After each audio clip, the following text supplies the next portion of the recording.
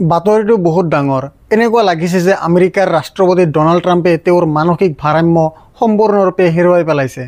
মনত ৰাখিব, যেতিয়া ইউক্ৰেইনৰ ৰাষ্ট্ৰপতি জেলেনস্কি ট্ৰাম্পৰ সন্মুখত আছিল, ট্ৰাম্পে জেলেনস্কিক অপমান কৰিছিল, কিন্তু জেলেনস্কিয়ে সেই অপমান সহ্য কৰা নাছিল।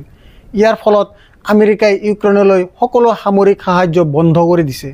সকলো সামগ্ৰী বন্ধ কৰা, আৰু এইটো নিজে অতি বিপদজনক পদক্ষেপ। আপুনি জানেনে, ইউক্ৰেইন আৰু ৰাছিয়াৰ মাজত যুদ্ধ চলি আছে। ৰাছিয়াৰ আক্ৰমণাত্মক কাৰ্যকলাপত বাধাৰ কোনো লক্ষণ নাই। তেওঁলোকে নিৰন্তৰ আক্ৰমণ কৰি আছে, নিৰন্তৰভাৱে ইউক্ৰেইনৰ সীমাত উলংঘা কৰিছে, আৰু এতিয়া আমেৰিকা যুক্তৰাষ্ট্ৰই ইউক্ৰেইনলৈ সকলো ধৰণৰ সকলো সহায় বন্ধ কৰি দিছে। ইয়াৰ অৰ্থ হৈছে যে ক'ৰবাত ট্ৰাম্পে ইউক্ৰেইনৰ ধ্বংসৰ কাহিনী লিখিছে।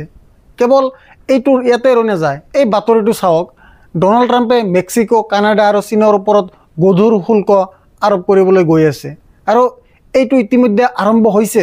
প্ৰশ্নটো সোধা হৈছে যে এই সময়ত মেক্সিকো, কানাডা আৰু চীনৰ ওপৰত কিয় শুল্ক আৰোপ কৰা হৈছে? ভাৰত পৰৱৰ্তী নেকি? নে ভাৰতে ইয়াৰ বিৰুদ্ধে শুল্ক পৰিহাৰ কৰিবলৈ ট্ৰাম্পৰ সন্মুখত নমস্কাৰ কৰিব লাগিব? ইয়াৰ উপৰিও আমেৰিকাৰ ভিতৰত ট্ৰাম্প মুকলি বিৰোধ চলি আছে, মুকলিকৈ উপহাস কৰা হৈছে। প্ৰথমে মই আপোনাক জনাব বিচাৰিছোঁ যে যোৱা 24 ঘণ্টাত আমেৰিকাত অস্কাৰ বঁটা অনুষ্ঠিত হৈছিল। এই অস্কাৰ চলচ্চিত্ৰৰ বাবে অনুষ্ঠিত হৈছিল, আৰু ইয়াত হলিউডৰ ডাঙৰ ডাঙৰ অভিনেতাসকলে মুকলিকৈ ট্ৰাম্পৰ বিৰোধ কৰিছিল। মই আপোনাক পৃথিৱীৰ আটাইতকৈ ডাঙৰ অভিনেতা ৰবাৰ্টৰ এটা ক্লিপ দেখুৱাব বিচাৰোঁ। তেওঁ মঞ্চলৈ আহে আৰু এফ ট্ৰাম্প বুলি কয়। এতিয়া আপুনি জানে যে এফ ট্ৰাম্প মানে কি? এফ মানে কি? মই এইটো পুনৰাবৃত্তি নকৰোঁ। এতিয়া শব্দটো তাত আছে, কিন্তু মঞ্চত থিয় হৈ ৰবাৰ্ট নিৰোৱে কয় এফ ট্ৰাম্প। ৰবাৰ্টে কি কৈছে শুনিব। Trump.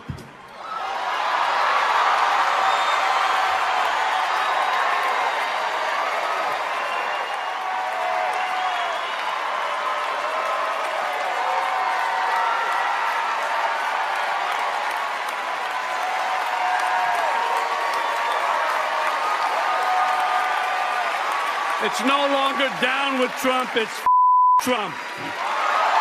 কথোপকথন তাত ৰৈ নাযায়। আপোনাৰ অৱতাৰ নামৰ এখন চিনেমা মনত আছেনে? এইটো ভাৰতত মুক্তি দিয়া হৈছিল আৰু চমৎকাৰ ব্যৱসায় কৰিছিল। জো চালাডানাই ইয়াত এটা ভূমিকা পালন কৰিছিল। জো চালাডানাই অস্কাৰ বঁটা লাভ কৰিছে। যেতিয়া তেওঁ অস্কাৰ লাভ কৰিছিল, তেওঁ সেই মঞ্চত থিয় হৈছিল আৰু ট্ৰাম্পলৈ এটা বাৰ্তা প্ৰেৰণ কৰিছিল। তেওঁ কৈছিল যে তেওঁ এগৰাকী অভিবাসী, অৰ্থাৎ তেওঁ আন এখন দেশৰ পৰা আহিছে। এয়া তেওঁৰ দেশৰ পৰা তেওঁৰ প্ৰথম অস্কাৰ আৰু শেষ অস্কাৰ নহয়। যিসকলে অনুপ্ৰৱেশকাৰীসকলক অপমান কৰে, যিসকলে আন দেশৰ পৰা অহা লোকসকলক অপমান কৰে, তেওঁলোকৰ বাবে এয়া এক বাৰ্তা। আৰু কিছুমান ক্ষেত্ৰত জোৱে ডনাল্ড ট্ৰাম্পলৈ এটা বাৰ্তা প্ৰেৰণ কৰিছিল। জোৱে কেনেকৈ ডনাল্ড ট্ৰাম্পক এটা শক্তিশালী বাৰ্তা প্ৰদান কৰিছিল শুনিব। My grandmother came to this country in 1961. I am a proud child of immigrant parents with dreams and dignity and hardworking hands, and I am the first American of Dominican origin to accept an Academy Award, and I know I will not be the last. I hope